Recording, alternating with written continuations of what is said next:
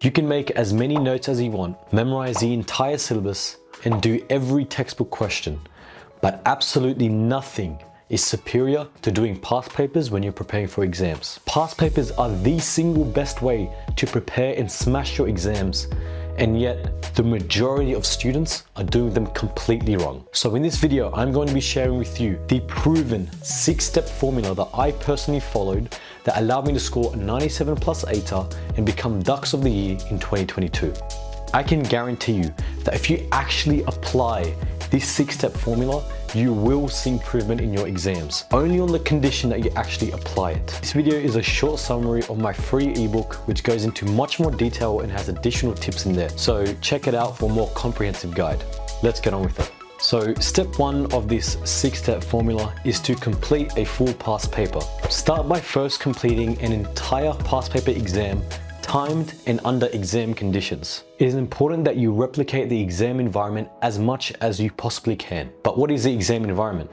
This means exactly how the exam would be when you go sit it. No reference materials, like no notes, no textbook, no getting up and moving around, no eating, no watching Netflix or doing the exam in front of your TV.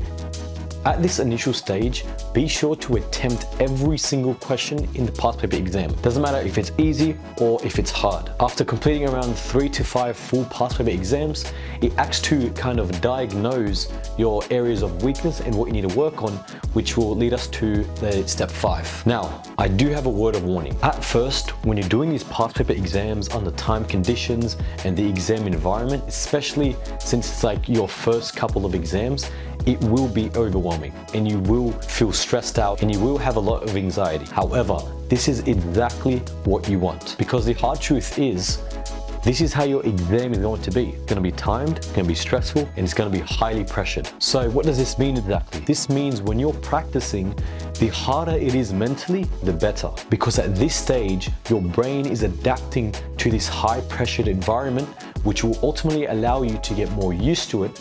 And that way, on the day of the exam, you will feel much less stress and you'll be able to perform at a much higher level. Sure, you might get some jitters before you walk in the exam hall, but once you sit down, get sorted, you'll realize that you've done this many times before. Nothing to stress about. Just have to do it once more. A lot of people ask, should I use my notes or should I not use my notes when doing past paper exams? I can set this straight with one question. Can you use your notes in your exam? No. So therefore, it is best that you try to avoid using your notes and to do these past papers using no notes whatsoever or any reference material. This is the most effective way of preparing because this is how the exam is going to be. However, sometimes you may be in situations where you will need to use your notes when doing past papers. For example, you may be strapped on time and you won't have the luxury of getting fully confident with the content before you jump straight in. It happens. I had definitely used my notes sometimes when doing past papers in situations where I wanted to jump straight into doing past papers without having to get fully confident, just to kind of get an idea of how the paper is. Or sometimes I may have used my notes when I just wanted to see how I would kind of bring concepts together to answer a question. Apart from this, I always used no notes, and this is definitely the most effective way to go about it. Now let's assume that you just want to use notes, or you may be in a scenario where notes works best for you. Don't worry, there is a proper way of doing this so that you can still be effective with your time and still reap the benefits of a past paper. So if you're using notes, here is the strategy to follow. 1. Have your notes face down on your desk or minimized on your computer so that you cannot easily glance over and look at them. 2. Try your best to complete as many questions as possible without using your notes. 3. When you come across a question that you are struggling to recall the information for or apply the knowledge to answer, then use your notes only as a means to prompt the information that you have forgotten. 4.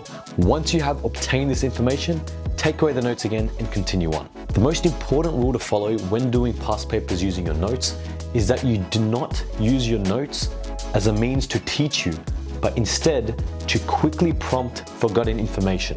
If you come across a question where you simply do not know the content required to answer it, then write on the top of the question, need to learn, using a red marker, and then later on use your notes to teach you, revise over this concept, and then go back to using the strategy to try and answer that question. This is opposed to mid-exam taking out your notes and there and then trying to teach yourself to answer the question. It's much more effective that you mark the content that you don't know, and then on another occasion, revise over it, and then go back to that question, and then try to answer it without the notes. And then if of course you need to prompt the information, then you can look at your notes again. Ultimately, whether you're using notes or no notes, you should always try to answer the question yourself without any reference material. In my free ebook, I go into further details and further tips that I simply won't be able to fit in this video, as it will end up being way too long. So once again, be sure to check it out. It's completely free in the link down below. Step number 2 is to review. Completing the past paper is only half the battle. Once you have finished an entire past paper, it is absolutely essential that you mark yourself using the marking guidelines. It is amazing how many students don't mark themselves. They simply do the paper and just forget about it. This is terrible. You need to make sure you mark yourself, as this is really the only way of improving. Marking yourself is literally as important as doing the past paper exam itself, so pay attention. Here are the steps that I used to effectively mark my responses using the marking guidelines. 1. Read over your response carefully. 2. From the marking guidelines, carefully read the requirements to scoring full marks for the question, which is the top box. Read over your own response again, and then truthfully ask yourself, did I do this? The whole idea is to use simple questions in order to mark yourself. Oftentimes, the marking criteria is just full of fluff. They use all these fancy words, which makes it seem very hard to mark yourself. That's why you need to ask yourself just simple questions. Read over your response. Did I do this? It says to explain something. Did I explain something? Ask yourself these simple questions, and it will really go far in allowing you to mark yourself. To help you answer this personal question of, did I do this? Look at the definition of the keywords that are used in the marking criteria to see if you've actually met these requirements. For example, this question requires us to explain an outcome of the use of artificial pollination. Now, if we were to look at the glossary key terms, we know that explain means to relate the cause and effect. Therefore, in order for you to have achieved full marks for this question, you should be able to identify where you wrote the cause, where you wrote the effect, and where in your response you related these two together. If you cannot identify this in your own response, then clearly you haven't got the full marks. This leads us to step number 3. If you have not met all the requirements to achieve full marks, then go to the next box down below, and again compare your response to the requirements and identify and ask yourself, did I do this? You just repeat these steps until you have allocated the appropriate mark. 4.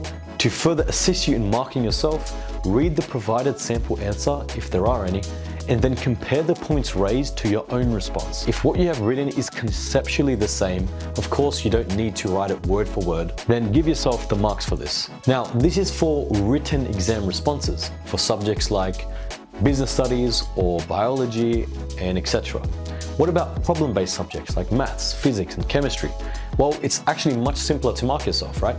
All you have to do is just look at the solutions and see if you got the right answer, but you need to make sure, especially for problem-based subjects, of course you need to do this also in the written exam responses, but especially for quantitative-based subjects, you need to understand why you got something wrong and why the solution they provided is the correct solution.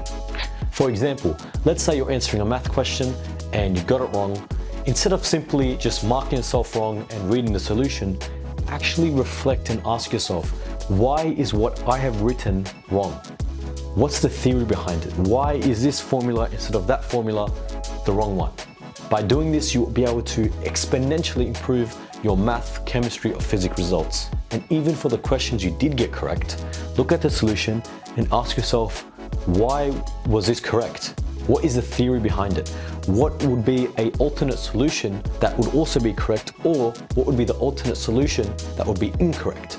By doing this, you will really deepen your understanding of the theory behind these quantitative-based subjects, which will allow for rapid improvement. The key principles to follow when marking yourself is, number 1, to be as strict as you possibly can on yourself. The more strict and pedantic you are in marking yourself, the better. Marking yourself strictly will mean that the worst case scenario is that you either get that mark or you get higher. You most likely won't be assigned a lower mark. Number 2, don't overthink too much. While you should be extra meticulous when you're marking your own responses, at the same time you don't want to overthink too much, because this will just lead to massive anxiety and overwhelm. So for example, if you read your own response and you actually believe that you explained meiosis, then just leave it at that.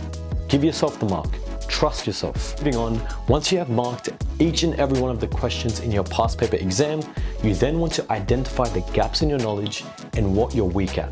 For example, let's say you're doing a question and you got 3 out of 5. You want to identify the exact reason why you lost those 2 marks. And then you want to write this reason on top of that question. Additionally, you want to identify the topics that you struggled on and the types of questions that you struggled on. For example, you may struggle on the graph questions or the diagram questions and etc. And also note down other factors that you may have struggled on. For example, timing, pacing, and those other challenges that come with a past paper. Now, once you have identified all these mistakes, you want to write it in front of your past paper under the heading mistakes made, as shown. This is the prerequisite for the next step. Step 3 is to make notes from the past paper. This is a technique that many students are unaware of, but it is highly effective in allowing you to improve your marks. Make a document where you keep track of all the past papers that you've completed. I personally use Notion, but you can use whatever platform you want to. Now, under each past paper, have a section for notes and have a section for mistakes. Under the notes section, write down any new knowledge that you have obtained from the sample answers to the questions that you did not get full marks in. This new knowledge could include a variety of things, such as better examples than the ones that you used in your response, or a more compendious explanation of a complex topic. It is also really powerful to copy and paste the sample answers right into that note section for the questions that you just either could not answer at all or you really struggled to answer. Or if you find a sample answer that is just really appealing, very concise, straight to the point, I definitely include that also in the notes section, as you can reference this to elevate your own responses. Now, under the mistakes section, include all the things that cost you a mark. For example, it could be that you didn't read the question carefully.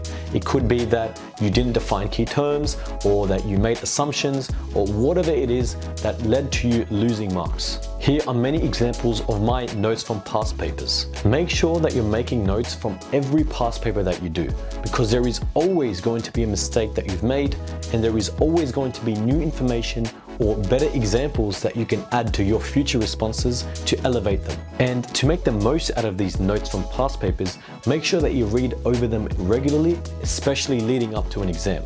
And especially on the day before the exam, you want to read every mistake that you made across all the past papers that you've done, as this will make sure that you do not make the same mistake in your exam when it counts. Step number 4 is to revise over your weaknesses and your mistakes. Now that you have reviewed and marked your responses and made notes from every past paper that you've done, you now want to make a checklist, a separate checklist of all of your weak topics. You then want to progress through this list by revising over all the points, checking them as you go. And for each dot point, only check it off the list once you have filled in the gaps of your knowledge and you actually understand the point. Here are examples of my weak topic checklist for biology and software. Before your next past paper, you want to read over all the mistakes that you collated during step 3 to make sure that you do not make the same mistake in your next past paper and ultimately in your final exam when it actually counts. Step number 5 is to do targeted practice questions. After having practiced the entire 100-meter race enough times, it no longer becomes efficient for the sprinter to keep on running this length. The sprinter knows that it is easy for them to successfully complete the race after having passed the first 10 meters, the most difficult part of the sprint. So instead of running the full 100-meter length during their training sessions, they practice in 10-meter bursts. These bursts allow them to focus intensively on their sprinting technique in a controlled environment, allowing them to perfect their start, arm action, stride frequency, and other technical aspects during these difficult shorter bursts. This sprinter analogy is synonymous to exam preparation. Yes, as mentioned in the first step, you should start off by doing every question in the past paper. However, once you've done this around 3 to 5 times, it becomes repetitive and inefficient. At this stage, you'll recognize that many questions have become second nature to you, which means that spending any more time on these questions will be ineffective and inefficient. Hence, you should now focus exclusively on the specific questions that you're struggling the most and you're weakest at. This means not doing the entire past paper from start to finish. For example, you may find that you are confident in the 3 to 4 mark short answer questions in English paper 1 and that you find them easy. So instead of doing the entire short answer paper, attempt only the 5+ mark questions. Now, a word of caution, you may find it very uncomfortable to not be doing the entire past paper exam. However, you need to remind yourself that the only way you can actually improve your marks and get your desired ATAR is to rectify your weaknesses and to rectify the topics and the questions that you're struggling the most. Yes, I know it feels amazing doing the questions you're confident at, smashing them, getting full marks, but there's no improvement. So make sure you do the questions that you're struggling on, and I promise you it is much more effective than doing the entire past paper. So do the hardest questions, the most difficult problems, and I can promise you that it will elevate your marks. Now, it's important to note that just because we're not doing the entire past paper exam, it does not mean that we don't time ourselves anymore.